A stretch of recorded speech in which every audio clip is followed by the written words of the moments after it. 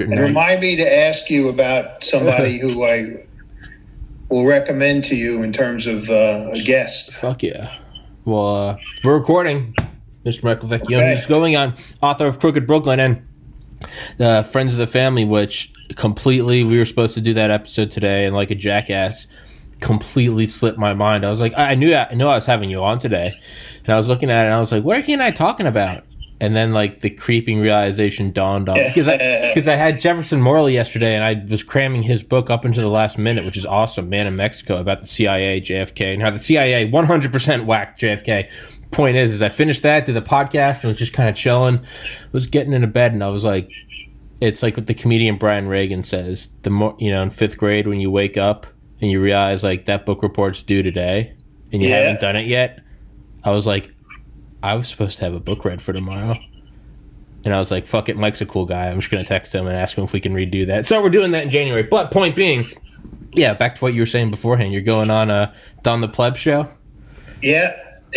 What is the, he didn't say what they wanted or what they're going to talk about, but I don't care. I'm ready to talk. So. He's just a cool guy. I have no idea what he's going to do.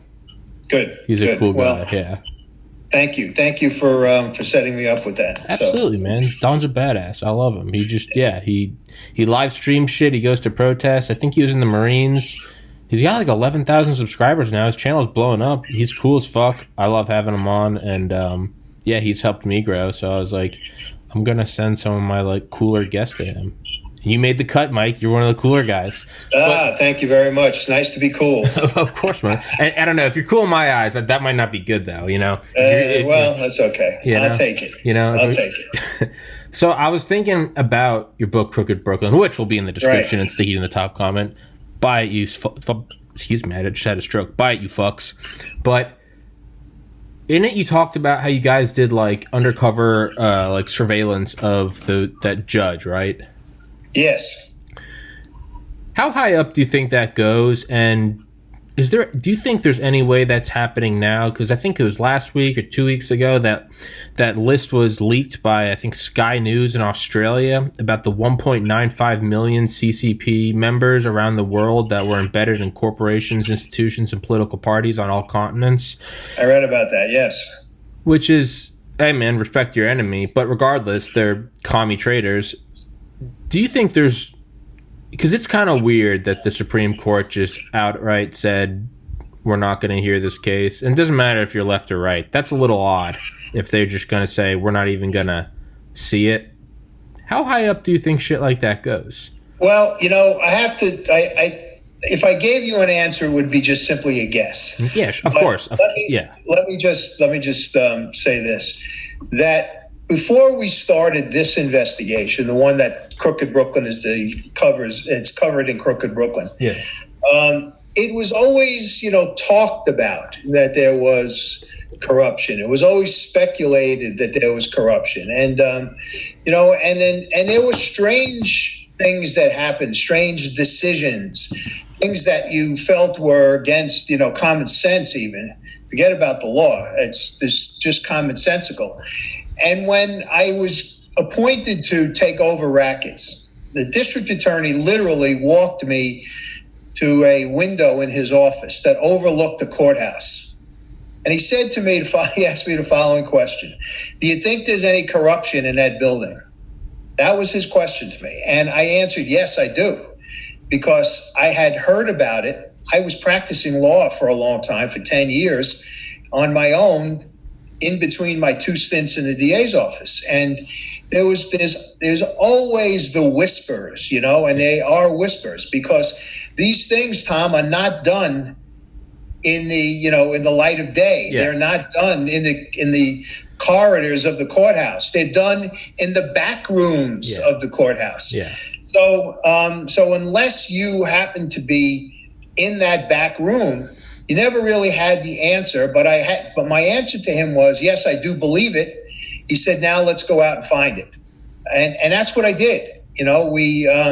We found what everybody believed was there. And when I did the first judge, and knowing that it's impossible in my mind for a judge right out of the box, for the first time he's ever been on the corrupt side of the law, ask for $250,000 to sign a document.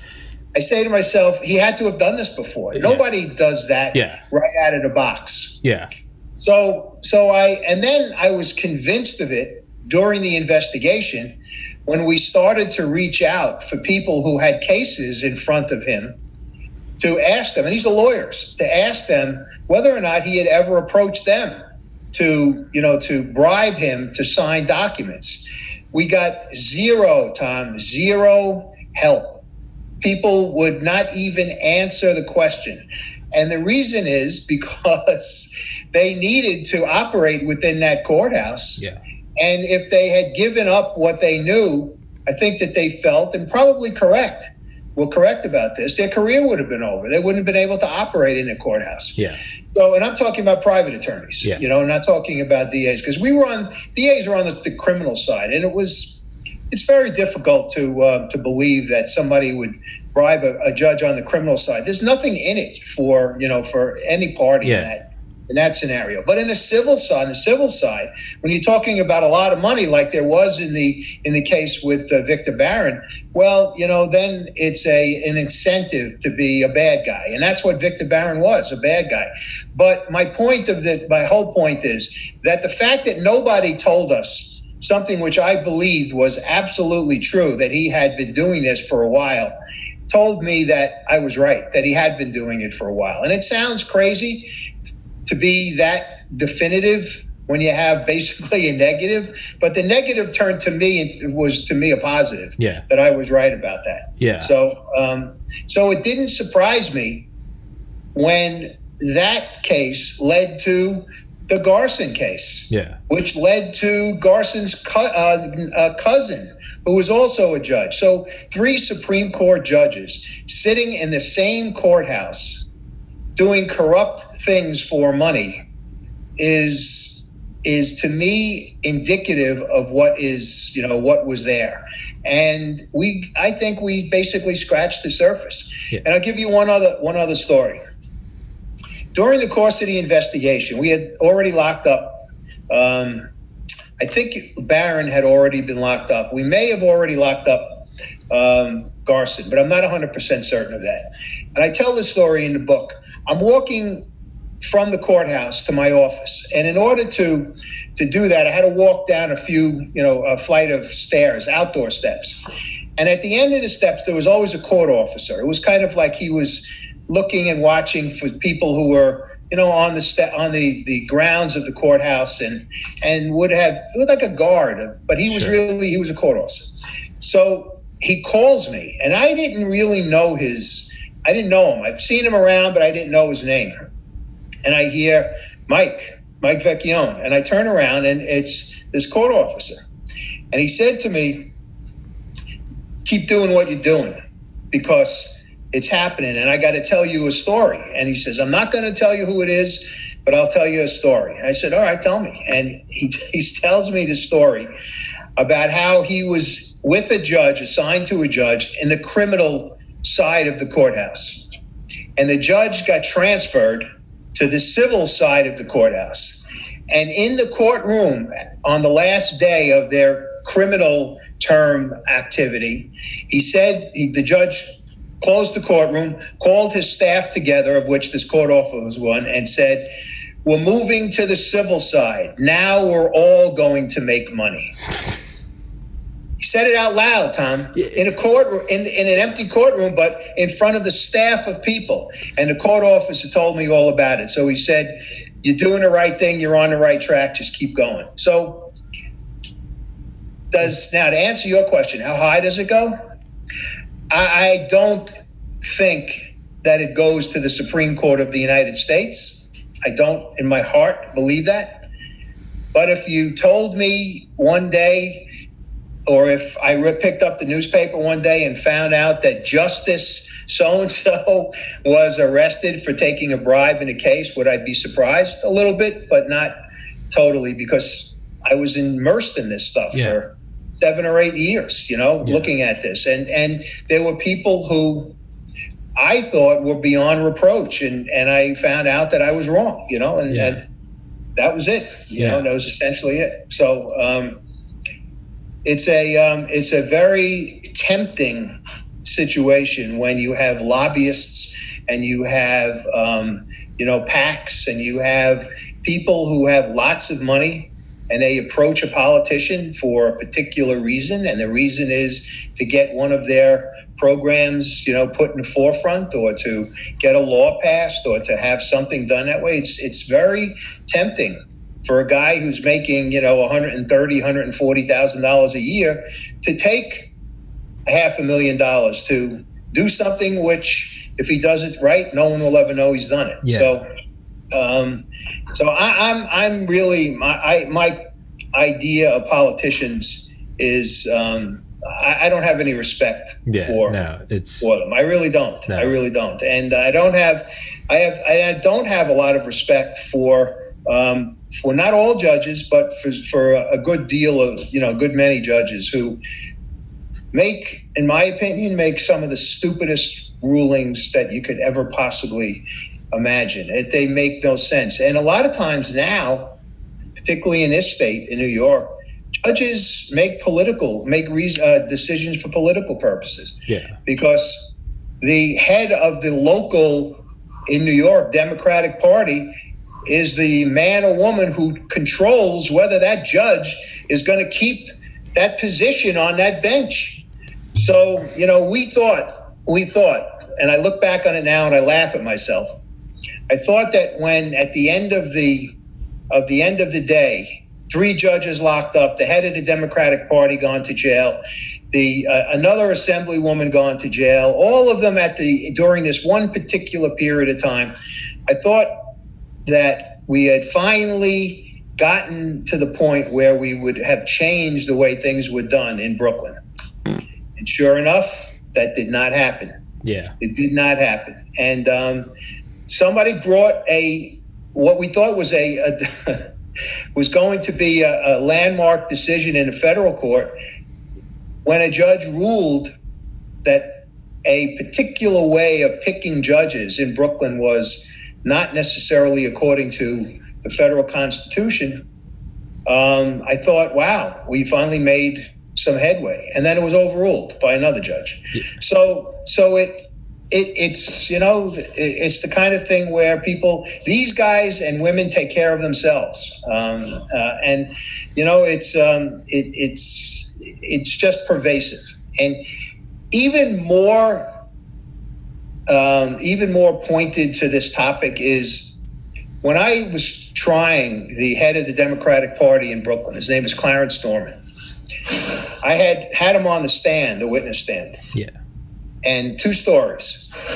And he was charged with whatever the charge was. There were 4 of them. I don't remember which case this was. But I said to him, he gave an answer on direct examination that he was ignorant of the law that we were charging him with violating, right? He said, I didn't know anything about that. I didn't know anything was wrong, etc. So I stand up on cross-examination and I say to him, so you say that you weren't familiar with this law? No, counsel, I was not. If I was familiar with this, I would never have done what you say I've done, blah, blah, blah, right? So I said, really? Well, I'm going to show you something. And I showed him the bill that was the bill that turned into the law. And who do you think wrote the bill? Him. Yeah, right. He wrote the law. Yeah. He wrote the law that he said he had no idea was a law. And it's that kind of thing. And what the other thing I wanted to say was that these politicians write laws that protect themselves. Yeah. They believe, I think, correctly in a lot of situations that the public doesn't even know about this stuff. Yeah. So, who's going to bitch and moan about it when they don't know about it? Yeah. But, that's, and this was one example of it. This guy wrote a law that was good for the politicians. He violated it, but didn't even realize that he wrote the law. And so you could tell how really serious they were about writing these things to protect the public. They weren't. They were writing them to protect themselves and then keep the public in the dark, so they didn't even know, what was written for them. So it's a very sad situation, in my opinion, Tom. Very bad and very sad. And it doesn't seem as if it's going to get better anytime soon. Yeah. It really doesn't. Yeah, and I've found myself having to say this more with recent guests, but it applies to all guests. My rants and opinions don't represent my guests. So because I realized I was going on a rant yesterday, and Mr. Morley was kind of looking at me, and I was like, this guy's like a New York Times bestselling author. I was like, I can't like slander his, like, hey, you're on here with me. That being said, I mean, it seems like we're getting to a point where, I mean, look at the most recent stimulus bill that I don't think's been passed yet. Every American's getting $600, but Sudan. It passed. It hasn't been signed yet, but it's passed. Okay, well, $700 million to Sudan, $50 million to the Smithsonian. It's like $500 million to gender studies in Pakistan. I mean, yes. And at first glance, it's like, oh, this is just retarded. But then as you kind of use your brain, you're like, these people aren't stupid. All these things around the world, these are fronts, these are slush funds, and they use the taxpayer to dump money into them. And these are all somehow or another being kicked back to the very politicians pushing them. And they don't fear us. They don't let us go outside. Now in Oregon yesterday, some people tried to storm the Capitol building, and their riot police kept them at bay with MRAPs and tear gas. Meanwhile, in the Portland legislation, or in their state constitution, it says that I think it's like the hallways have the same, I guess, like classification as sidewalks, meaning that any person can go in and watch what's going on for transparency. I didn't realize that. And it's getting to a point where, I mean, they're not allowing for auditing of the Dominion machines. They're not allowing for ballot counting.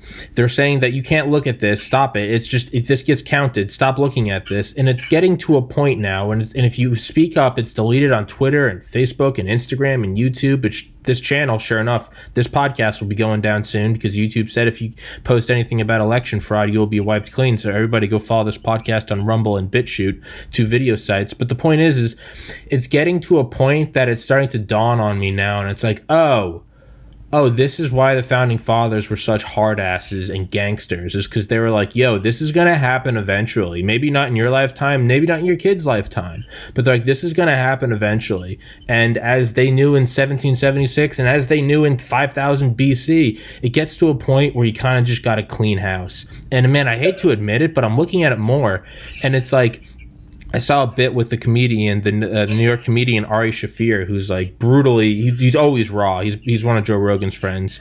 But I saw an interview with him like 4 years ago. He's on some morning TV show, and the guy's like, Ari, when do you think politics are going to change? And he's like, they're never going to change. They're going to change when politicians start getting executed. And the guy was like, this was like Good Morning America or some shit. And the guy was like, what? And he was like, Ari's like, I don't want it to happen, but he's like, look at human history. Like, my grandparents survived the Holocaust. He's like, look at the Arab Spring. He was like, how do things really change? He's like, this very nation, what was its inception wasn't from Kumbaya. Its inception was born out of the blood of tyrants. And it's like, it's not a good thing. I don't want that to happen. But ultimately, it's like pursuing your dream. And it's like, you can pursue a dream, but the reality is fear is what got me into medical school, not love. Like, that's the truth. Fear that I'm going to be a failure.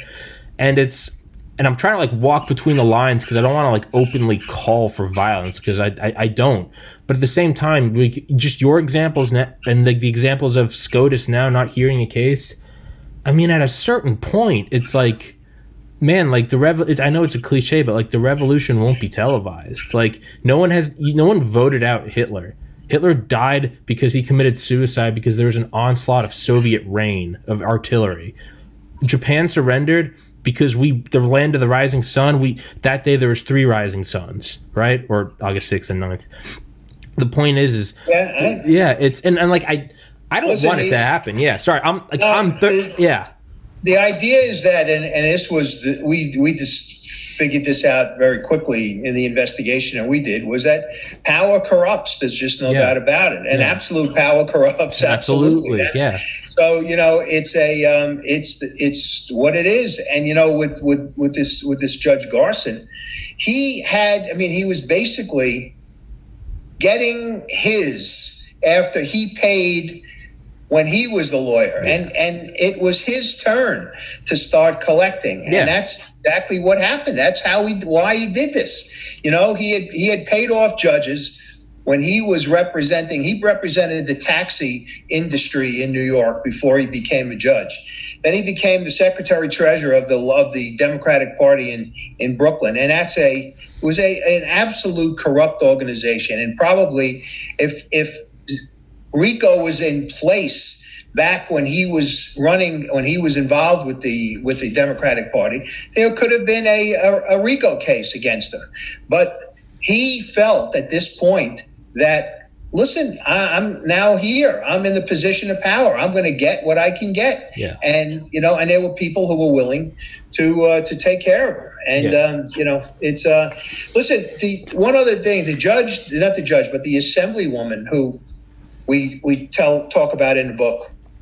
She was another person who was in a position of power, and we're not talking about power at the top of the pyramid. We're talking about power on a very, very low level of the pyramid, but in her area of the pyramid, she was at the top, and that's a local politician. She was an assemblywoman, okay, and a New York State assemblywoman.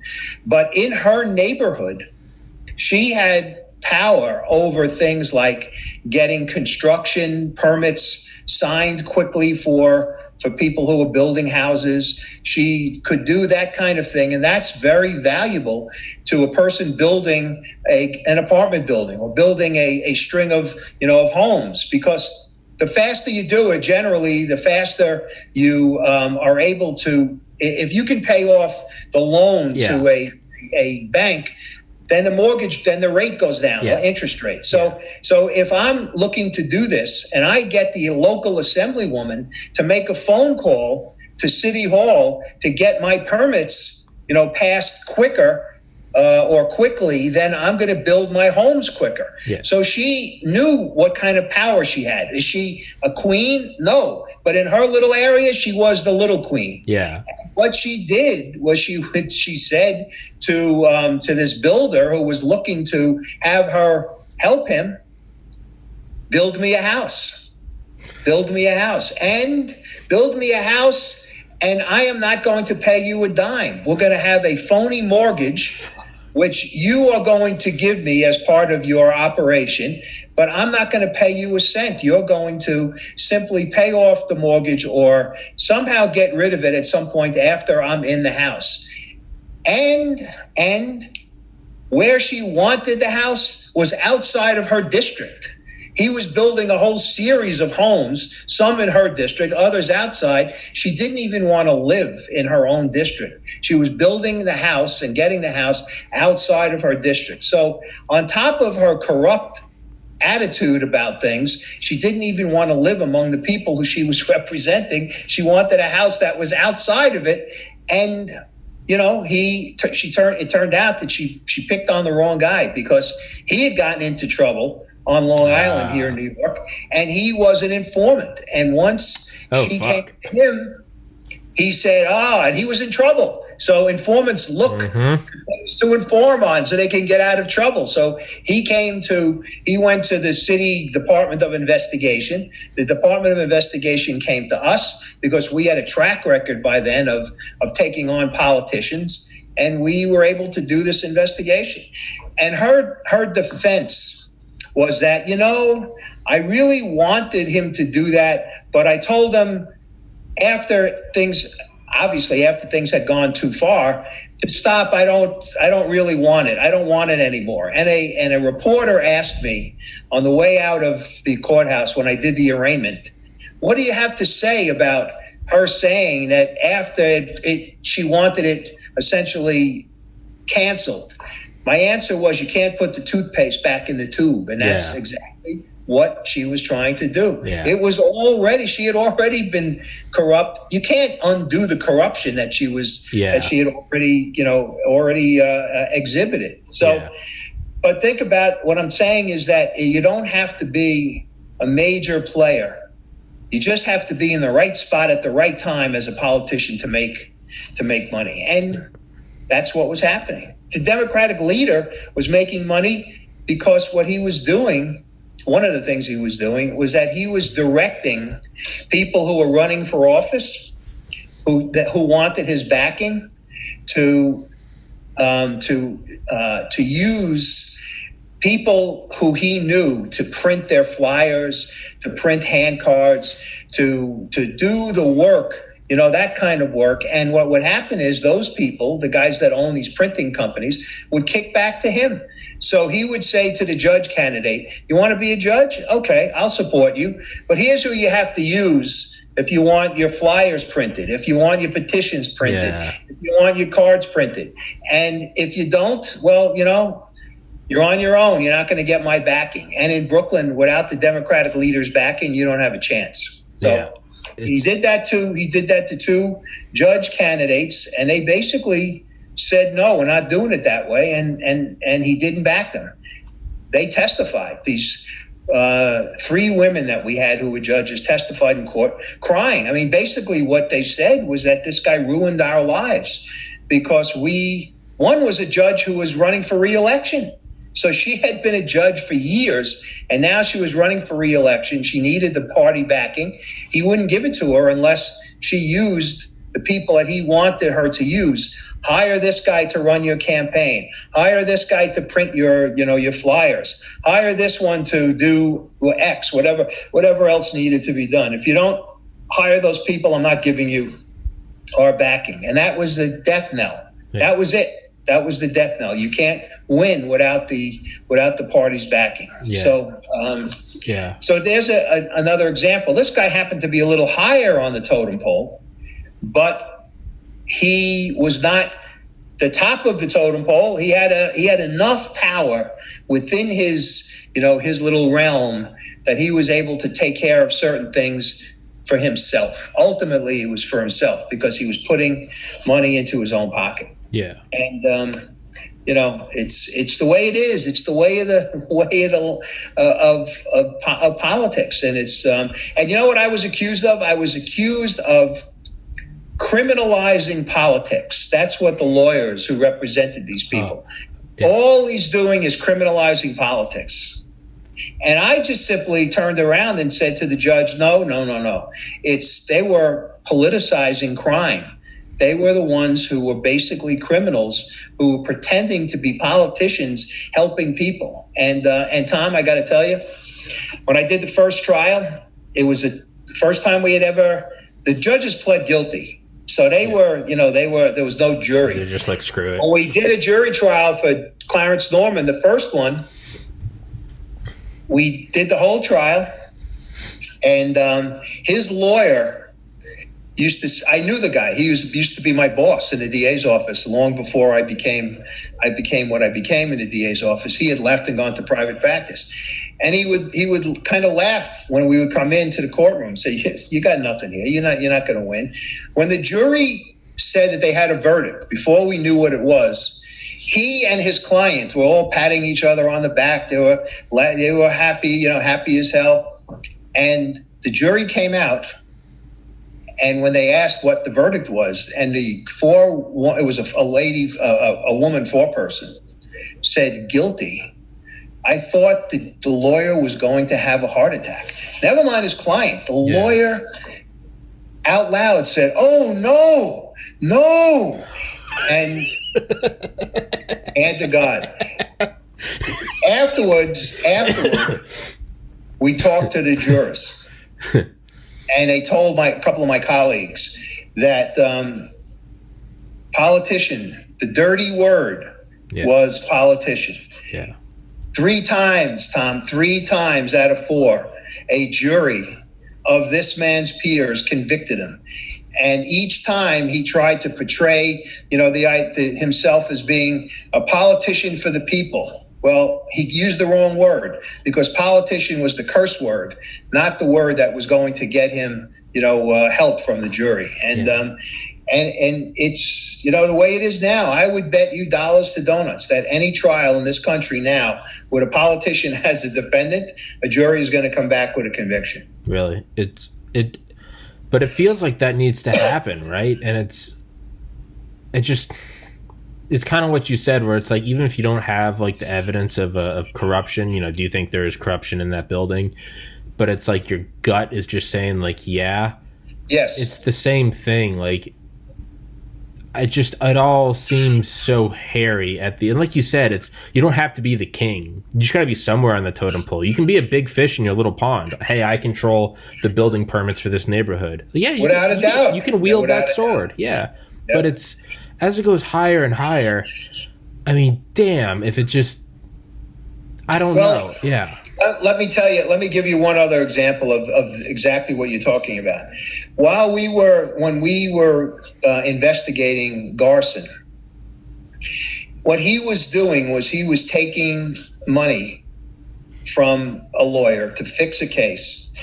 But in order to get the case in front of him, it goes into a wheel and somebody goes in and literally picks out the judge's name, right? Really? So to guarantee that this lawyer's cases would get in front of Garson, they were paying off the clerk who was in charge of assigning these cases. Now they told us, and I didn't mean literally picking out. It's a computerized. Oh, okay. In my mind, I thought it was a Wheel of Fortune. I was like, is this where we are? Listen, they used to do that, but the computer had an override component to it, and the clerk, if Garson's name didn't come up, the clerk would override it. And lucky for us, when we did the investigation, when you overrode the name of the judge that was actually picked, it would be stored with a color. Okay. Like Garson would then turn out in red or in green. I forgot what it was. So we were able to figure out that someone was doing that, right? So that's one. So here's a little clerk in a room able to make sure that this lawyer's cases got before Garson, right? Now Garson leaves the bench. He took a quote unquote leave of absence because he was helping us to get the Democratic leader. Yeah. While he was out, now no one was in a position to help this lawyer who was still working for us. And one day, the court officer who was in Garson's courtroom, assigned to his room, said to our lawyer literally in the men's room, I'm around. I can help you. He was now going to assume the role of the clerk, because he would go to somebody in the clerk's office and get the case assigned to Garson, or to any judge, if this guy wanted it to go before a particular judge. He had no idea that the lawyer was working for us. And what he wanted from the lawyer, he wanted electronic equipment.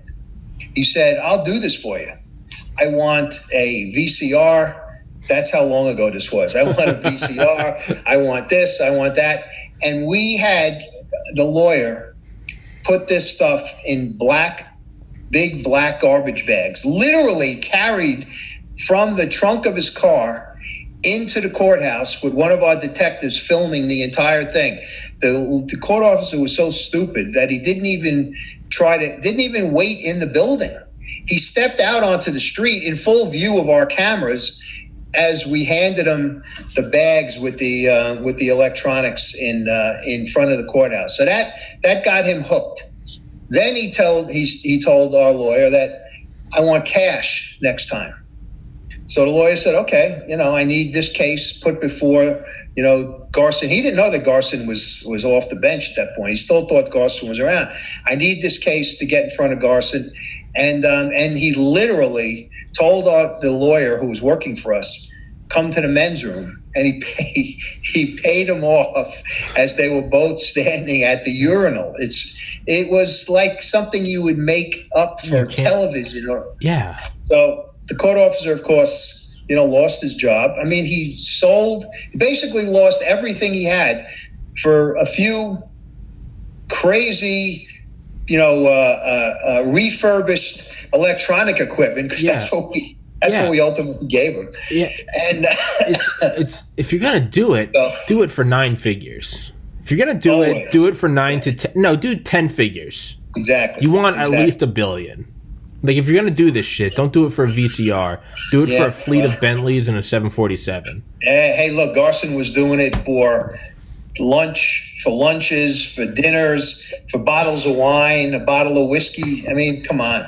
Unbelievable. I'm trying to pull it up. It's I said it the other day. It's free on Audible for everyone listening, but specifically you, Mike, is The Plot to Seize the White House by Jules Archer.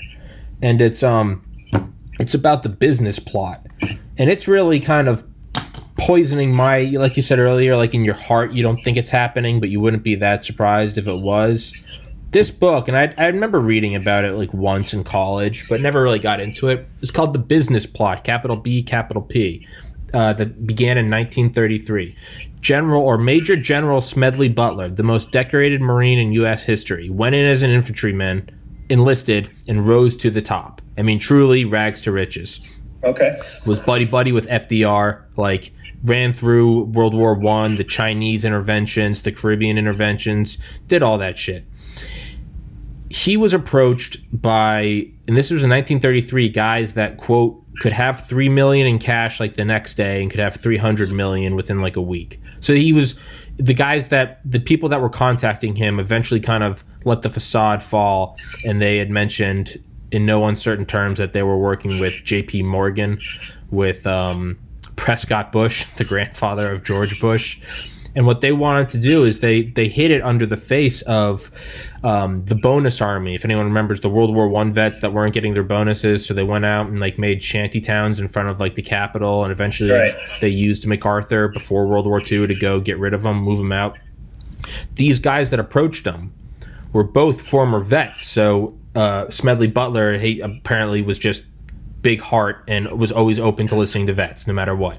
So these guys approached him, and it was a Trojan horse, and these guys were like, what we want, the point of this whole rant is like, what we want is you to come speak, because we know that people will rally behind you and listen. We want you to come speak, and we want to undo FDR's act of removing our currency from the gold-based dollar, going to fiat, and FDR obviously got rid of every dollar has to be backed by its weight in gold, its value in gold. These guys came up and said, we want you to undo that, and they disguised it as, because our veterans aren't going to get bonuses, well, they are, but then it's going to be inflation, and they're not going to be worth anything. So he was like listening to it. He later figured out that what they really wanted was they didn't want that non-gold backed system, because these guys were backed by J.P. Morgan, like descendants of Rockefeller, and they themselves had buku bucks. But the point is, and I haven't finished it yet, but I do know the story. Smedley Butler kind of went along with it just to figure out what they were doing, and then like exposed it, because it was a plot to overthrow the White House, quite literally get rid of FDR and establish their own people. But it was a fascist coup in 1933. But the point of that whole rant was that J.P. Morgan, not the corporation, the man, and the grandfather and father of two presidents, contacted with $300 million in 1933 the most decorated Marine of all time to do what? To overthrow FDR. Like, it doesn't get more sensational than that. And that was exposed because Smedley Butler was a patriot and didn't give a fuck. Was like, no, fuck y'all. And not those exact terms, but like, if that happened, I'm not sure I can throw out the idea that Supreme Court's paid off by the CCP or Russia or anyone for that matter, Walmart. I'm going to send you the book. It's melting my mind. Yeah. And yeah, it's kind of, nothing can go up. Your book was the first introduction into it. I'm like, okay, it's possible, but it's probably not probable.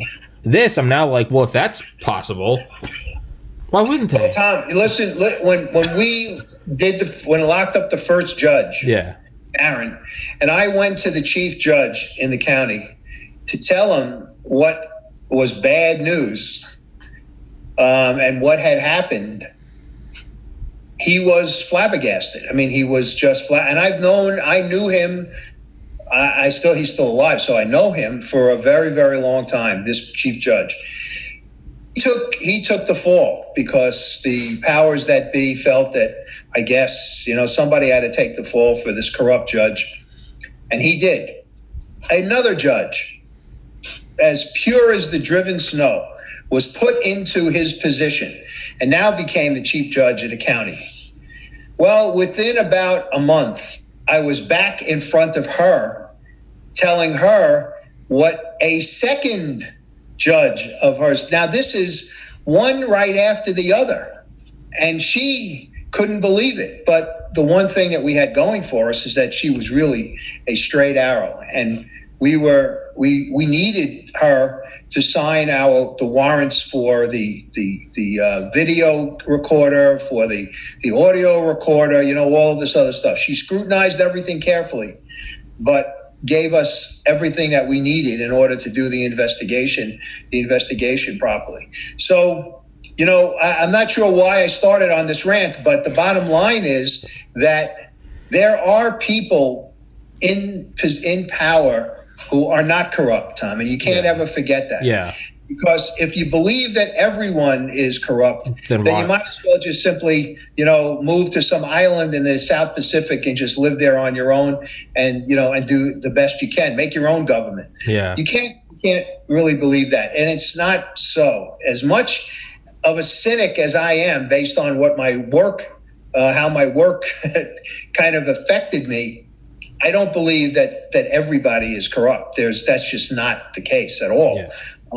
Because I look at myself and look at the people who work for me. They weren't corrupt. Yeah. We worked in that system for a long time, and nobody, that worked in our office with me was corrupt. There were some ADAs who got into trouble for doing things that were corrupt, but there are others who were and still are, just straight arrows. They're not going to they're not going to bend. They're not going to certainly not break. They're certainly not going to bend at all even. So, so don't, I'm just trying to tell you that don't get totally turned off to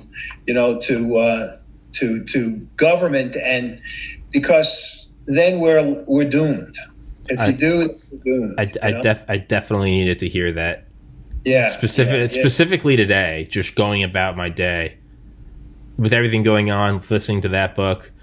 I definitely need to hear. Well, I'm not kidding. My logic was, I'm not bullshitting you. I was like, why am I, if it's all shit, I'm like, why am I not, literally, I was like, why am I not in Hawaii right now? Why don't I just bring the laptop out there, live stream from there, fuck it, find some hot hula girl, go surfing, maybe I get eaten by a shark, maybe not, whatever. It's all fucked. That was, you could do that, but you then have to come back. Yeah. That's the vacation, not the life. Yeah. So just realize that. Look, if it wasn't for the two judges that I talked about, the administrative judges, I would not have been able to do what we did. Yeah. To bring the people that needed to be brought to justice. Believe me, I would not have been able to do it.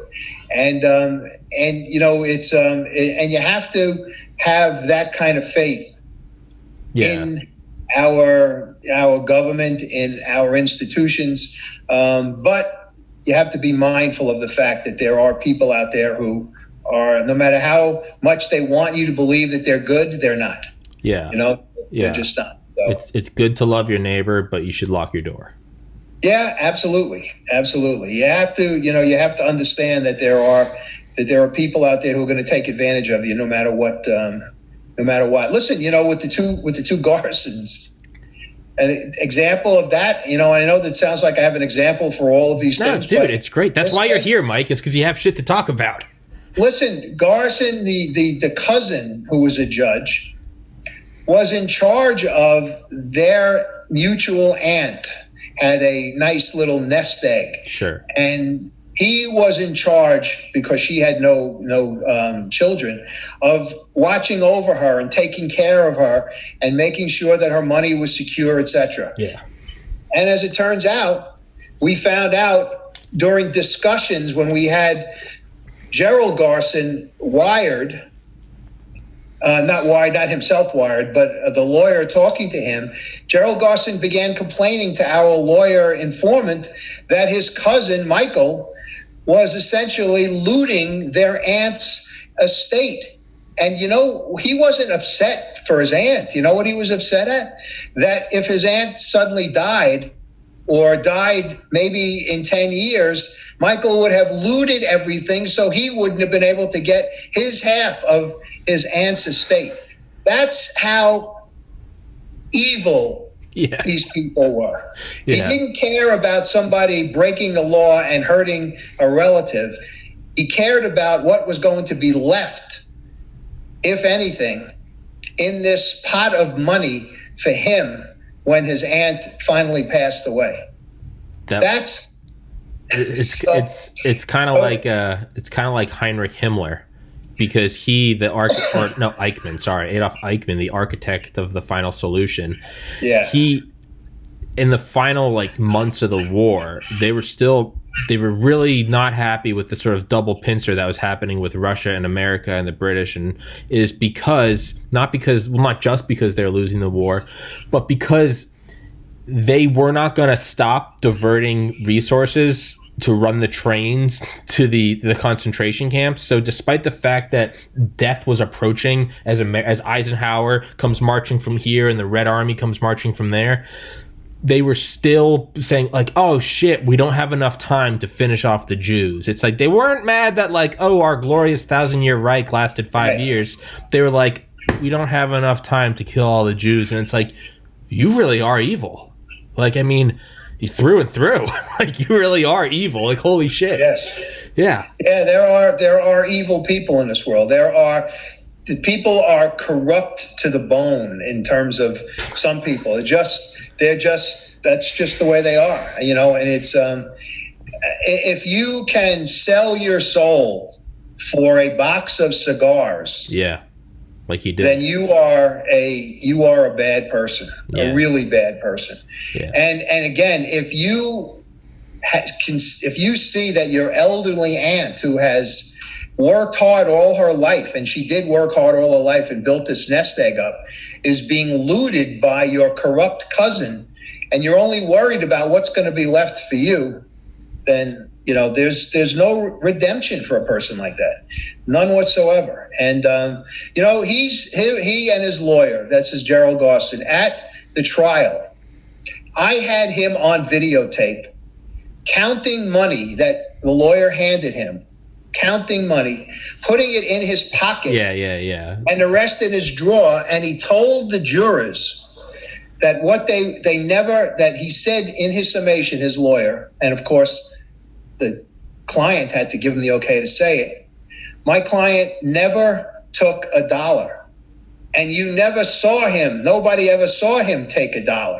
Now that's just a stupid, because all I had to do was stand up and ask the judge to allow me to play the videotape once again. Yeah. And say, this is what he's saying. You're not seeing what you're actually seeing. And this is what they expected this jury to believe. Well, of course, the jury convicted the guy with no problem at all. But that is, that's the kind of mentality that we were dealing with. Yeah. That if you see something in front of you, you're not seeing what you're seeing, and they think that people are going to buy that. But there are people in this country who do buy that kind of stuff. The sleight of hand. Yeah. Don't look here, look over here. Yeah. That kind of thing. And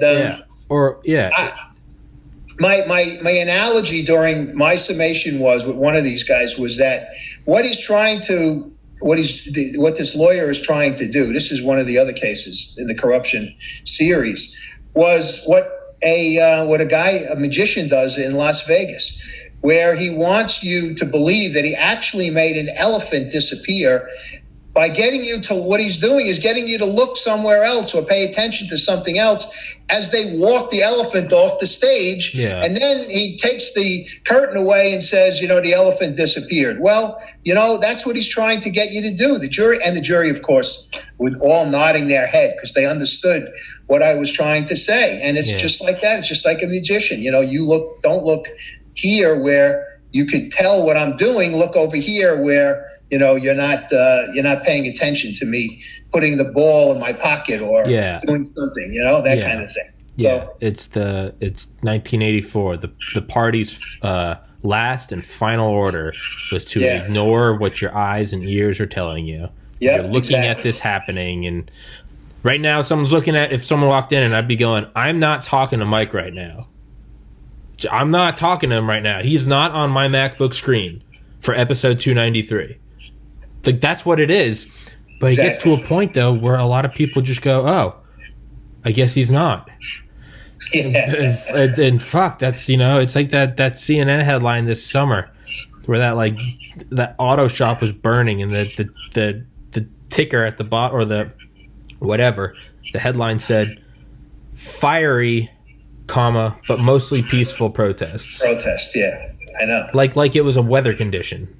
People bought it. Yeah. People bought it, Tom, yeah. Unfortunately. Yeah. Unfortunately. That's why I say to you, don't, you've got to not completely turn your mind off to the fact that there are people who are good and people who are on the up and up and people who are not corrupt. You can't do that, because you in a certain way become like the people who you've just criticized. Yes. You stick your head in the sand. Yeah.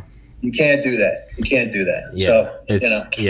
Yeah. So, that's definitely where the mind goes of why am I following any of this? Why do I care if a judge did that, or if this election was rigged, or if Smedley Butler was won over by JP Morgan? Why am I doing this? How come I'm not just turning it all off and just having guests on here and shooting the shit, smoke some weed, drink some beer, go to bed, and wake up tomorrow and do it again? And it's because, as tempting as that is, because apathy, it's like a great, Yeah, you're right. I don't say be apathetic. That's not. It's tempting. You can't be that either. Yeah, it sucks you in. It's like a hot shower. It's like, come on in. But like a hot shower, the hot water eventually runs out.